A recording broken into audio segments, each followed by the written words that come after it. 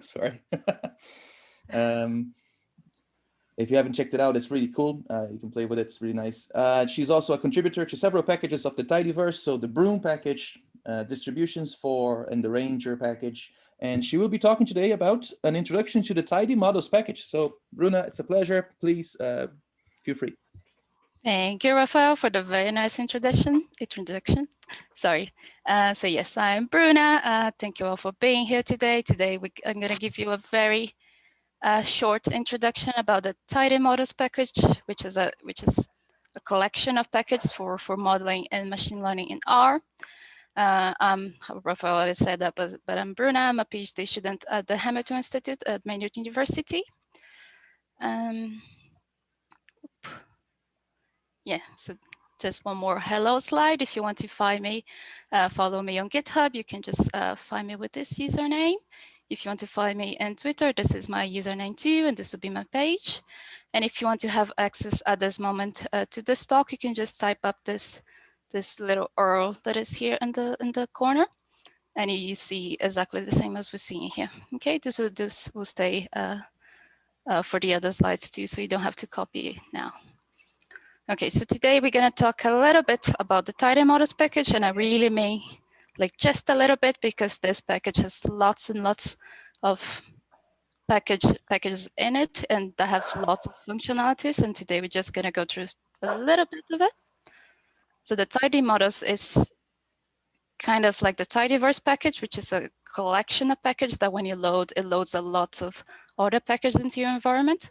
And some of the packages that belong to the tidymodels are, first of all, the recipes package, which is focused on creating design matrices and transforming variables when you're creating machine learning models. Sorry. The RSimple package, which is used for resampling of all sorts in R. The parsnip, which is the model that used to create the model interfaces and actually fit in the models using the tidymodels. And last, the tune package, which is one of the most recent packages that is used for tuning hyperparameters. But if you go to the tidymodels packages, the tidymodels package webpage, for instance, you see that there are many other, let's say, smaller packages that also do lots of stuff, but are not necessarily the main packages of the tidymodels, a collection of packages. Okay.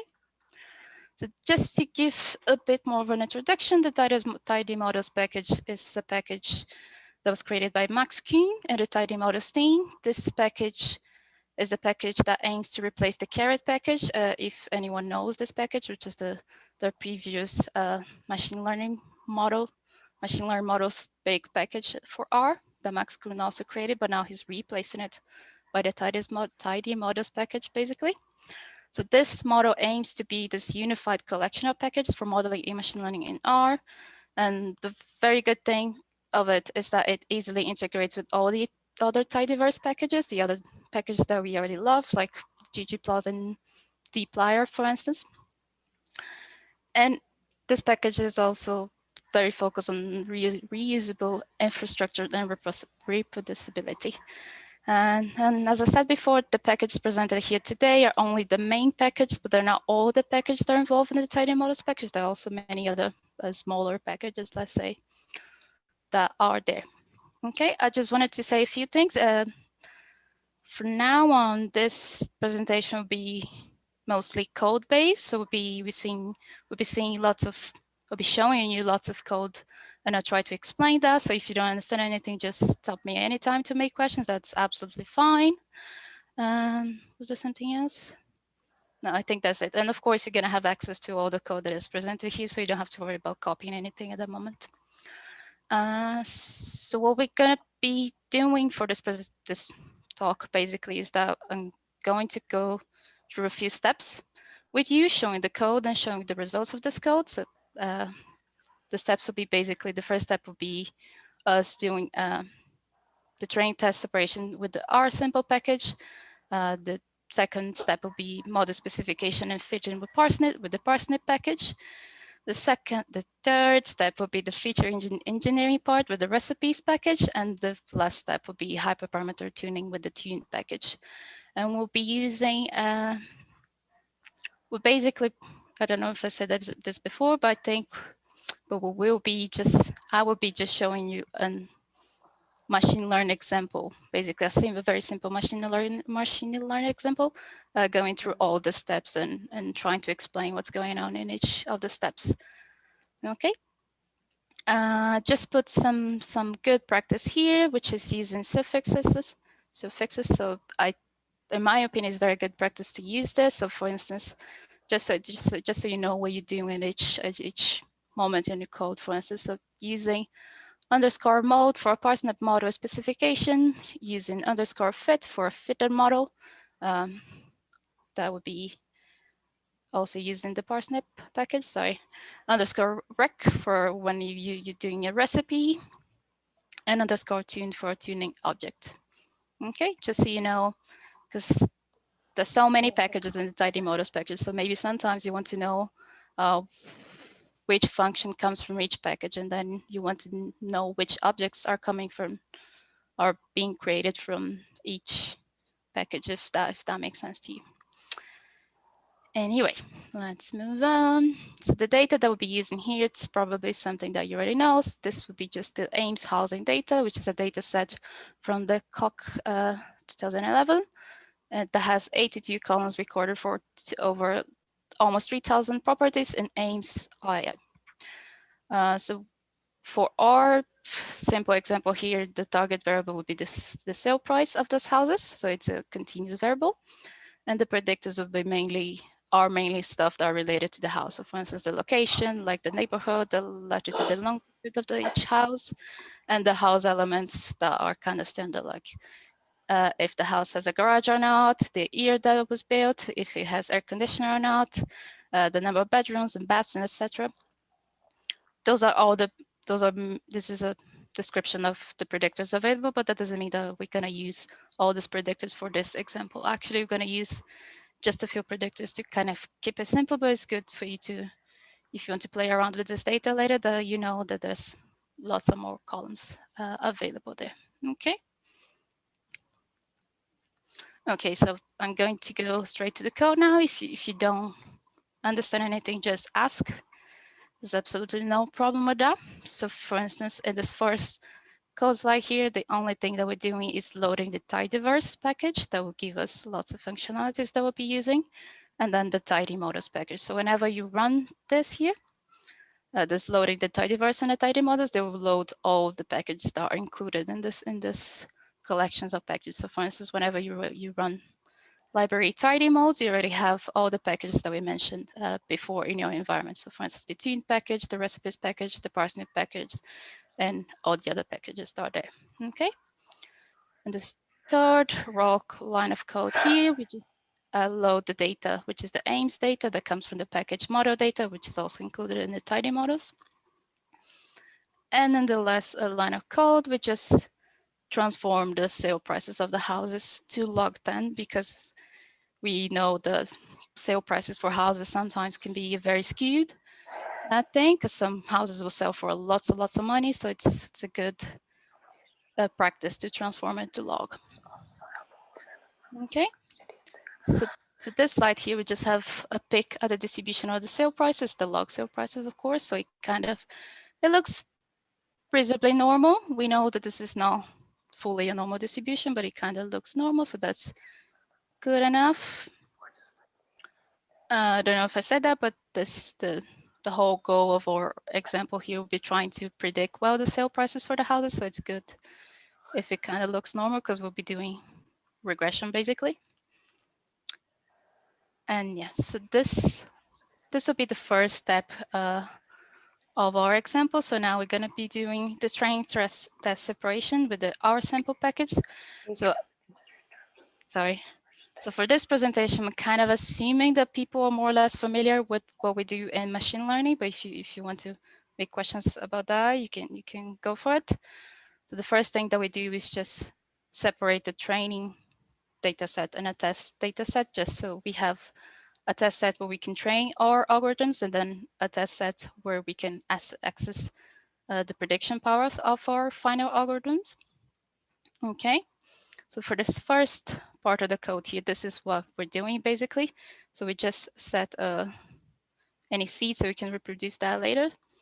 And the second line of code is using the initial split function that comes from the R sample package that basically just separates the aims data into two different tests. Two different data sets, the training and test set, and in the proportion of 80% to 20% for training and for test. This is something that you can set by hand. I usually like to use 80-20, but some people would think 70-30 is better. So you can just change this argument, for instance. Sorry. And then if you want to, what's the word now? I forgot. But if you want to separate the training part and the testing part from that data split object there, you need to use the training function and the testing function to get just the training data and just the testing data, and maybe save that as aims train, for instance, and aims test. Okay. So the result, if you print that data split object, you see that the result is just this tiny thing here. So it says that the analysis data set, which is the training data set, has over 2,000 rows, and then the assess data set has a bit more than 500 rows, which would be your test set. And the total rows is this, almost 3,000. And then if you calculate that, you see that this is around 80% of the data. This is around 20% of the data. Okay. And then this is just to show you more or less how the training set looks. Well, it doesn't fit here on the screen, but you see, this is just the first 3 rows, of course. So you see that if you print the aim string, which is the object that we created here, the aim string is just a smaller object, a smaller data set than the full data set. And it has all the variables that we had for the original data set. Okay, so it's just a simple training and test separation. Yes, so we did there, in the previous slide, we did the resampling by creating the training and test set, but that's not the only thing that the R sample can do for you. The R sample package can do for you. So you also have many other options for doing bootstrap resamples, and you have lots of options for cross-validation, not just one training test set. For instance, you can do vfold cross-validation, you can do leave one out cross-validation, you can do nested cross-validation, you can do Monte Carlo cross-validation, and so on. All with the R sample package, I mean. Right, so now that we have our 2 different data sets separated there, we can finally get to the model specification and fitting with the parsnip package. So for doing that, you basically have 3 steps that you need to go through.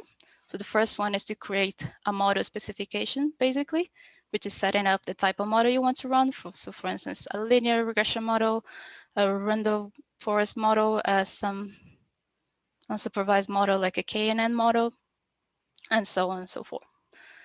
After you did that, you need to set an engine, which is basically the package used to run this model. And that is because you probably know this, but in R, we have lots and lots of different packages.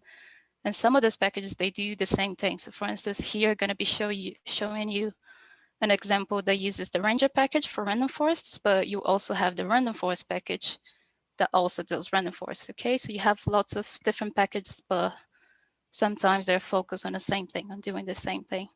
And then the aim of the parsnip package is to kind of unify all that. And the only moment when you need to kind of worry about which package you're actually using, is when you set in this engine here. Does that make sense? And that's useful, for instance, when you're doing, let's say, some model that is a frequentist model, and you want to compare that model with a Bayesian model. So you just set a different engine, for instance, that would do the same model, but in a Bayesian version, for instance, and then you just compare them both, and you don't have to go through all the specifics of the 2 different packages. Does that make sense? And then the third step is just fitting the model. So if you come here to this list of available models, for instance, you see all the models that are available there and what are the actual packages used there. use for each model, and you can just run whichever model you want and using the engine, whichever engine you want. So I think this will be a bit more clear when we actually see the code. So for instance, the first step here is just my model setup. So I'm saying in the code that I want to run a RandomForce model, which would be a regression model, not a classification model, and I want to use 100 trees, let's say. And I can set up this here because this type of arguments will be the same for all RandomForce packages. So for instance, in all RandomForce package, I can set the number of trees, for instance, but some packages will have argument specific arguments for each package. So for instance, let's say you want to compare a linear model, a frequentist linear model with a Bayesian linear model, and you want to set up a few priors for your Bayesian linear model. That you have to do manually here in the set engine. So you need to give the specific arguments for that package if you want something changed. So for instance, this trees argument can come here because basically all RandomForce packages will use can have this trees argument. But if you want something else that is only valid for the Ranger package, for instance, you need to set up that here in the set engine part. Does that make sense? I hope it makes sense, but if it's confusing, you can just ask. I think I'm getting ahead of myself a little bit, but here in the second line of code, you see the set engine function, which is now the function that will allow you to pick the package you want to use for running that. So for instance, here I'm just saying that for my model setup, I want to be using the Ranger package to run my RandomForce model, and maybe I have some specific reason for that. Maybe I just like the Ranger package. And then I create a RandomForce rf underscore mode object. And then finally, for my third step, I just fit that model. So I say to my function, use the engine rf underscore mode that I just created here.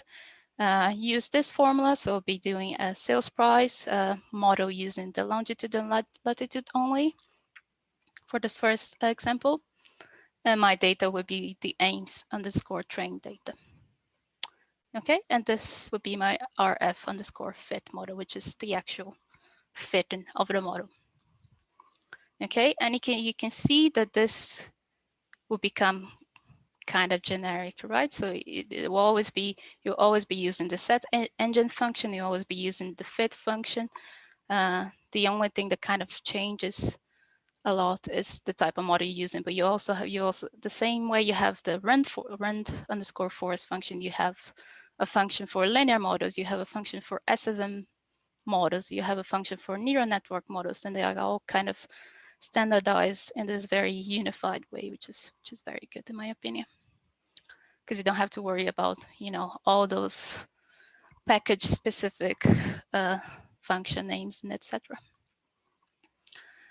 So for that model there, if you print this rf underscore fit object, you see that the result is this. So this will be a Ranger result with all the results for my RandomForce model. You see that is a regression model using 100 trees. This is the sample size, number of independent variables, and etc.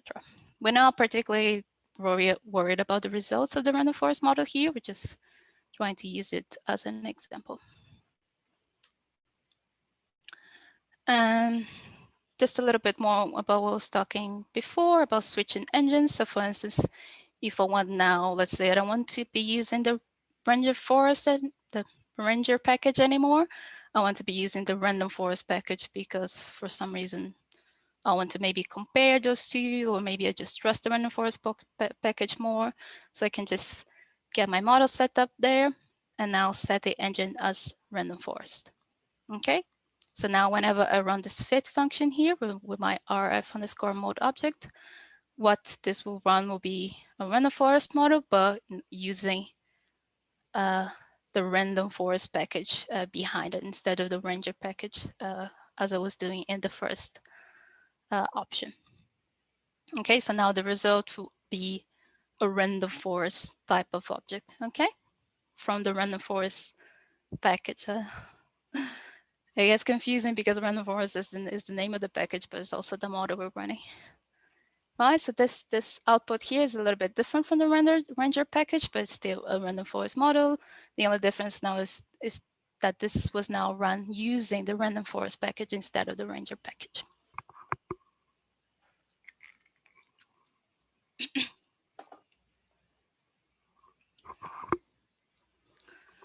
Yeah, so now that you have your model, excuse me, we can, for instance, create predictions for that model. So we can just get the RFFit object, use the predict function that also comes from the tidymodels package, but it's kind of standardized. So this will work for all the models that are created with the tidymodels. So sometimes, for instance, I had many problems before with, I don't know, some modeling package had a different predict function, right? That wouldn't necessarily be the standard predict function that we always use. It would be a little bit different. So for this case, whenever I use the predict function that comes from the tidymodels package, will always work with the modeling object, no matter which model that is. If it's a Ranger model, if it's a RandomForce model, if it's a neural network model, and etc. Because it's supposed to be very standardized. So here what I'm doing is just creating the predictions and adding those predictions to the AIMS test data set. Just so I can, this will be a new column in the AIMS test data set, and then I can use that later. Okay, so just create this. And let's say, for instance, I want to evaluate the RMSE of my model there. So I can use there's a function called RMSE that comes from the yardstick package, which is again another package that comes from that is a part of the tidymodels. That is basically a package that gives you metrics. So you can, if you want to calculate accuracies, for instance, you can use functions from the yardstick. But we're not going to be discussing that in depth today. And I can just use, for instance, my test spread object there and say calculate the RMSE using the sale price from the test set that comes from the test set, and my predictions, which would be this dot spread column there that is created here. Okay. So I can show the results for the predictions. Oop. There we go.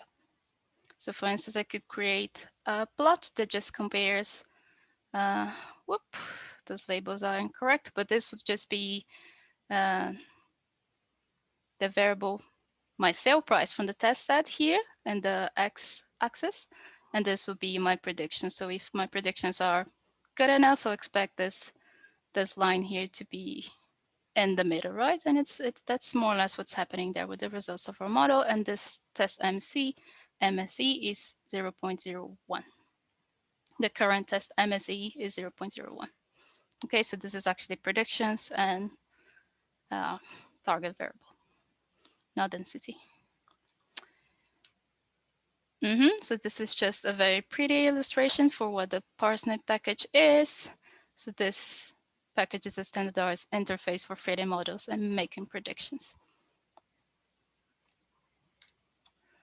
Okay, so then our third step would be feature engineering with the recipes package. And again, for the recipes package, you have a few steps that you need to do before actually having your final results. So the first thing you need to do is to create a recipe, which is will serve to define the processing of the data that you're doing there. So that could be, I don't know, you want to create new classes for a factor variable, you want to claim missing data, you want to transform variables. You can do all sorts of stuff with your variables, for instance. That's why we're saying this is feature engineering, because the recipes package is basically focused on taking variables from your data set and transforming that in many different ways. Okay. After you have this recipe, which is kind of the list of operations you want to apply to your data, you can calculate that in the training set with the prep function. So it's kind of like a baking process, right? First, you have your recipe, you have the list of things you need to do. and then you prep, which is basically prepping the stuff you need to do, following the recipe, and then you, at the end, you actually bake and get the results from that. And then the third step is applying the pre-processing with the bake function. The bake function is actually used for new data, such as test sets, and the juice function is this juice is the function that we actually use for the training set. Okay, this will maybe become a little bit more clear when we see the code.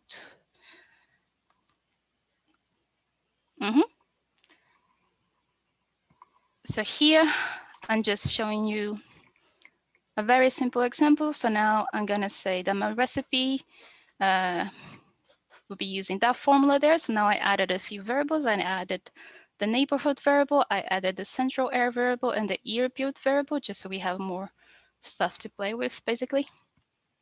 I'm still using the aim string data.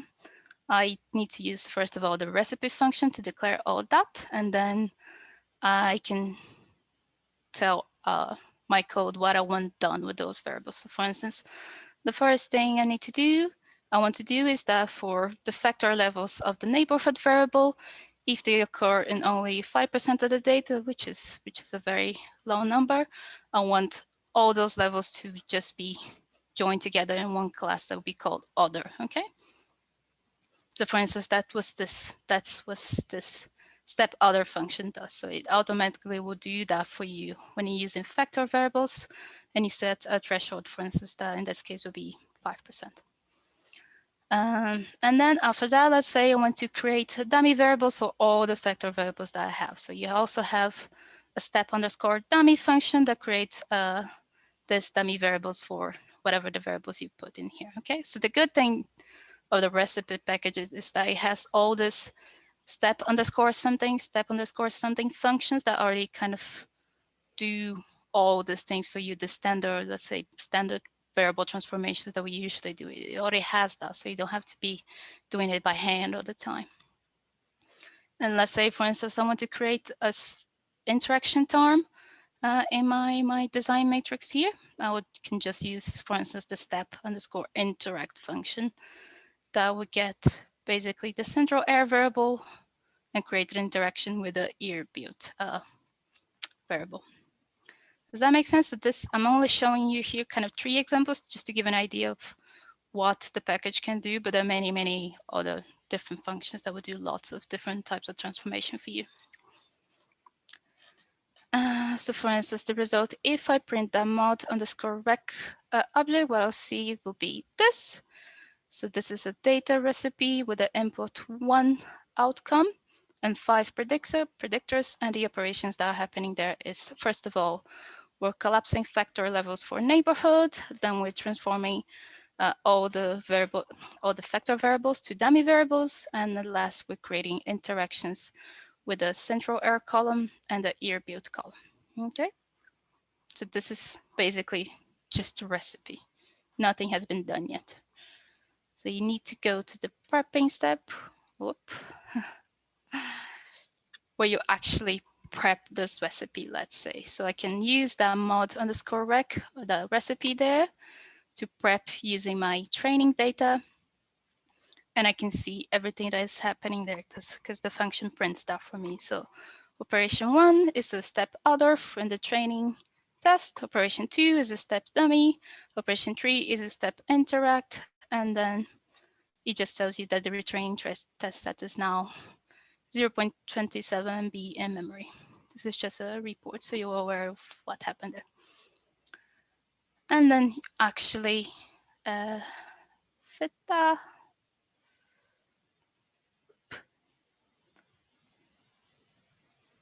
Yeah. So using this object here, we're gonna take that and use it in the juice function. Let me just go through the first part first. So now I'm just, again, setting up my RandomForce model. Now I'm changing a little bit. I'm using a different mtry. I'm using a different number of trees. I'm using some regularization factor there. So I'm just adding a few more hyperparameters, but what's happening here is basically what we did before. We set up a random underscore forest function and then the engine using the render package and etc. You can see now that this regularization factor, because it's a package-specific argument, it needs to go in the set engine part, because this is an engine-specific argument. Let me see if there's anything else that needs to be said here. No, that's just it. That's just another RandomForce model that we're fitting. And then I get this RandomForce model and I fit it using now the sale price and all the variables that I have available.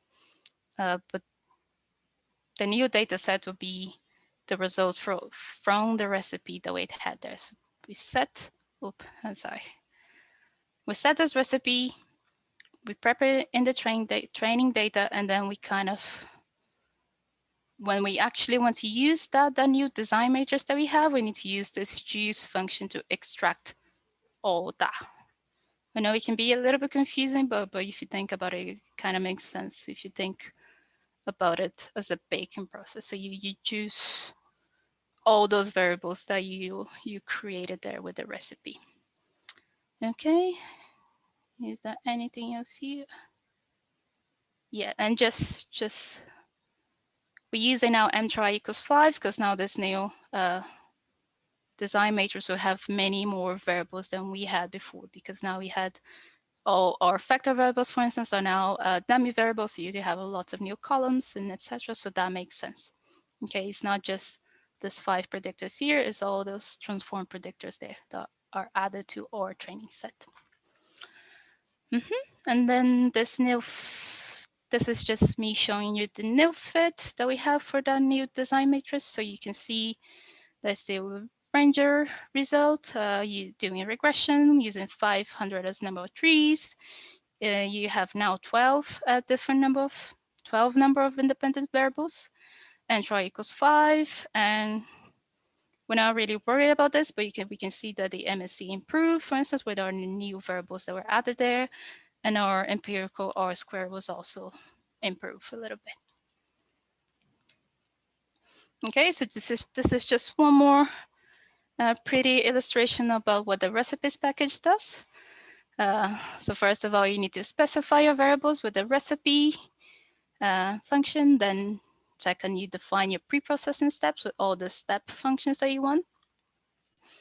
And then you provide a data set for the recipe steps with the prep function, and then actually apply the pre-processing. Here it says with the bake function, but the bake function will be for the test set, and then the juice function is for the training set. We're gonna see in one example of the bake function after, so maybe it'll become more clear.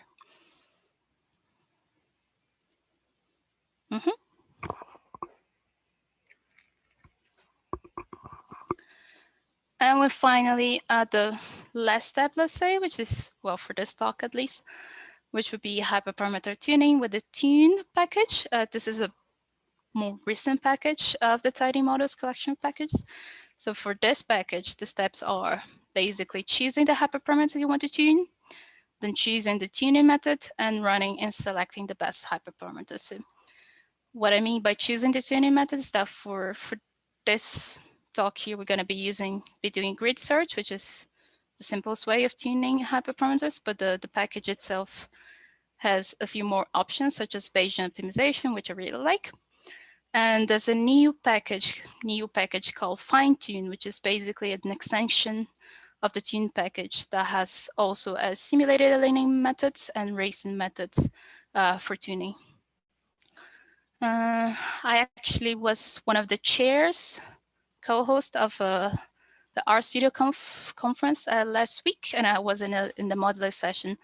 And during that session, Max Kuhn was there presenting the new stuff for fine-tune that he was recently creating for the fine-tune package, and I can tell you it's very, very interesting things to be very useful. Because sometimes I personally need to run lots of different models with different types of parameters to check what are the best hyperparameters. And that, if we're doing grid search, is very, very slow because you're basically doing brute force, right? So with this new two methods that he added there to the fine-tuned package, simulator aligning and racing methods, that is improving a lot, which is great. But we're not going to be seeing that today, just the basic grid search. Anyway, So the first step that we need to do for tuning a model of using the tidymodels functions is, first of all, I'm just going to create this control grid object here, which is just setting up to save the predictions. And what that means is that sometimes when you tuning hyperparameters, if one of the hyperparameters is not very good, your function or your model tends to break or simply not run, and this is kind of preventing that from happening. So you're gonna be running lots of different combinations of a hyperparameters. If something breaks at any point, it will save the previous stuff that you had already run, which is very good. And then what I need to do next is to define which hyperparameters I want to tune. So for instance, I'm here again setting up my model configuration again. So I'm going to say I want a RandomForce model, but for the mtry hyperparameter, I now want that to be tuned. So I use this tune function just to indicate that whenever I run this with the tuning function later, I want the mtry function, mtry hyperparameter to be tuned. Okay, I don't want this as a fixed value, I want that to be tuned. And then I just set my mode as regression, and then I set my engine as ranger again. And now for my other hyperparameter tune, which is the regularization factor, I again use the tune function just to indicate that whenever I run that, I want the argument, the hyperparameter to be tuned. Okay, I hope that kind of makes sense. This is just to indicate more or less which hyperparameters I want to then tune and the ones I don't. This parameters function just gets the hyperparameters from this rf underscore mode function. So I think I have the result here. So because I set up this mtry to be tuned and the regularization factor to be tuned, when I get parameters from the rf underscore mode object, it would tell me that there's a collection of two parameters from tuning, forward tuning, which is the mtry parameter. And here it has a bit more of details about the parameters. Object class nparam, not sure what that means. And then I want to tune then the mtry hyperparameter and the regularization factor hyperparameter.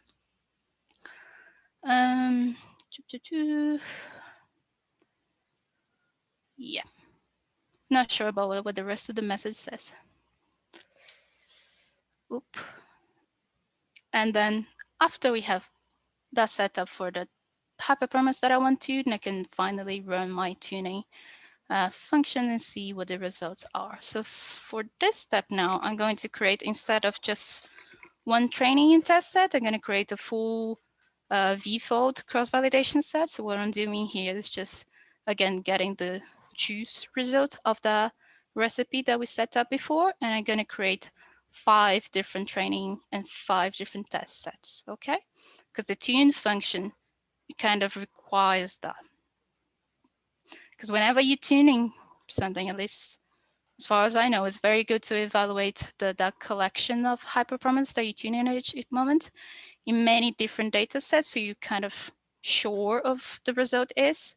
Because sometimes you might run a set of hyperparameters in one training set and the result is good, but now that might be just luck, for instance, because that training set was favorable to the hyperparameter set, for instance. So it's the tune function requires you to run the combination of a hyperparameters in more than just one training set to make the results consistent, if that makes sense to you. Okay, so for this case here, I'm just creating a vfold cross-validation. So I'm just creating 5 training and test sets. And each combination of hyperparameters will be run in each of those 5 data sets. And for doing that, I just get my RF mode object, which has the model setup that we set up before. And then I use the tune underscore grid function, just declaring here the formula that I want to be running, the resamples that are the data fold resamples. Here, my vfold cross-validation with 5 training sets. The grid function is just to say that I want to test a grid of 10 different hyperparameters for each of those hyperparameters, the m try and the regularization factor, and then control is just what I set up before. That is I want my predictions to be safe if this code breaks at some point. Okay, and of course, if you're using different types of tuning, let's say, for instance, Bayesian optimization, there'll be different types of arguments that you need to fill in here. So if you just run the code will do all the tuning that it needs to do for you, all the stuff that are specified there. So we can jump already to the results of that tuning. So usually when we're tuning hyperparameters, we need to evaluate all the combinations of hyperparameters. In this case, which is a regression case, we usually look at the RMSE and the, in this case, empirical R-squared result. Those plots, they only show the marginal results, if you know what I mean. So it doesn't show the plot as a 3D thing. Basically, it just shows the results for the m try independently of gain penalization here, and likewise the gain penalization independent of m try. So I don't know if this is getting confusing, but let's go by parts. So what this plot is showing here is the results of your tuning. So for instance, those two plots here are related to the two hyperparameters we set up there. So the first one, which is the randomly selected predictors, is the m try hyperparameter, and the gain penalization is related to the regularization factor hyperparameter. Okay, so you can see that our grid search run 10 different values for each of those two hyperparameters, and now it's showing here the results that each of those values gave us. So for instance, we can see that having an m try around 6, 7, 8-ish there gives us one of the lowest RMSCs, which is what we want, and using a gain penalization around 0.25-ish or higher than 0.5 also gives us a good RMSE. Okay, this is basically what we want to see when we're tuning hyperparameters. We want to find out which are the best options for our models, the ones that give us the best results. And we can also evaluate those hyperparameters by looking at the empirical R-squared. So for instance, we can see something similar, but now inverted, of course, because we want the R-squared to be as high as possible. So we can see that if we use an m try of over 5, 6-ish, we have the best results. But if it's 12, it jump back to not being so good. And if we use, again, penalization around 0.2-ish and over 0.5-ish, it also gives us the best results. Okay. And of course, those plots are all also come from a function that automatically creates these plots, and this function is from the tune package. Now we did run all those combinations of a hyperparameter, so 10 per 10 hyperparameters. So that's basically running 100 different combinations of hyperparameters. And now that we did that, we finally want to get the best hyperparameters from all those combinations. So there will be a function called, excuse me, select best that will, from all those combinations of our hyperparameters, will select the best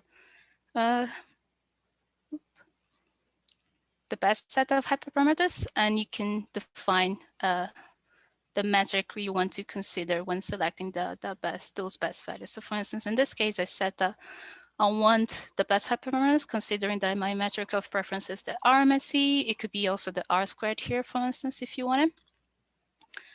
And then this object would just save what are the best hyperparameters. Okay. I don't know what this is, but I just wanted this to be called final underscore RF underscore mode. Okay, just ignore this part.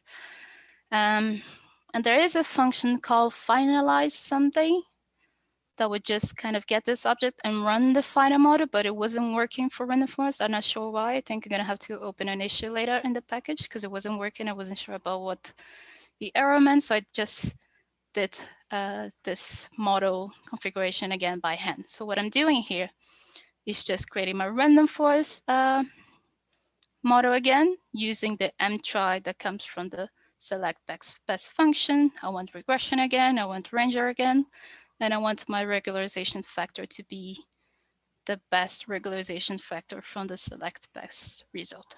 Okay, so I set this again, and I run my final RandomForce model with the fit function once again, declaring the formula that says that I want the sale price using all the variables, and I want the data to be the juice of that recipe that we created before. Okay, so this is just me running my final best model from the hyperparameter tuning. And then I can create new predictions. Here's where we use the bake function. So I want my new test set that comes from all the recipe that we created before. So I just feed this here, this aims rec, which is my recipe that I created before. And I want that to be that design, the full design matrix to be created for my test set. Okay, so I use this new data to declare that I want now that to be applied to the test set using the bake function. Does that make sense? I know it's a little bit confusing. So I create my new test bake set, which has all those variable transformations that we declared before. And then I just create the predictions normally using the final on this final RandomForce fit. Now using this test bake set, which is my test set with all the new transform variables. And I just add that to the aims test. And I do the same thing I did before. I just create my final RMSE using the RMSE function that comes from the yardstick package. And I can create my final plot. Again, this is the target variable from the test set, and this will be the predictions, okay? It's not density. And I can see if I do compare this to the previous plot, I can see that my test MSE improved quite a lot. Actually, I think it was 0.01, and this is already 0.009, so this is much better than before. And that means that our tuning was quite successful because we did get some very good hyperparameters that improved the MSE of our model quite a lot. And this is the end of our last step. I know that this is, honestly, it's a very, very basic introduction to whatever the 4 packages do. So this is why I put here this slide of resources. So you can, for instance, get the code for this talk from GitHub, but you can also go to the tidymodels website that has lots of different posts and tutorials and function documentation for all the stuff that we have in the tidymodels package. Max Kuhn is currently working on a new book called The Tidy Modeling with R, which will be a package about modeling in R using the Tidy Models package. But he also has his first book, which is the Applied Predictive Modeling, which was a book that was written, and it used a code from the Carrot package. But he is currently kind of translating all that code that he had for the Carrot package that belonged to the Applied Predictive Modeling book to the tidy model syntax. So if you want the stuff that is given in this book but written in tidy model syntax, you can just access this link here and you have all the stuff there. I'm not sure if it's ready, but I think he's currently working on that, which is very good. And then I also put here a list of Max's workshops because this was a very short talk. And the good thing about each of Max's workshops is that, well, once I did take a workshop within one of the RStudio conferences, it was very good.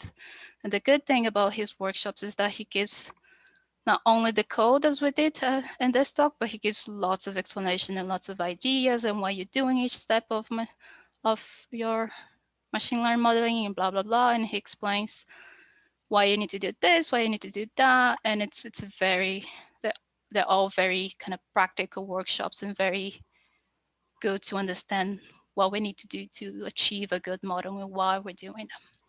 So I have a list of all of my favorite ones here, but if you go to his GitHub, there's much more stuff.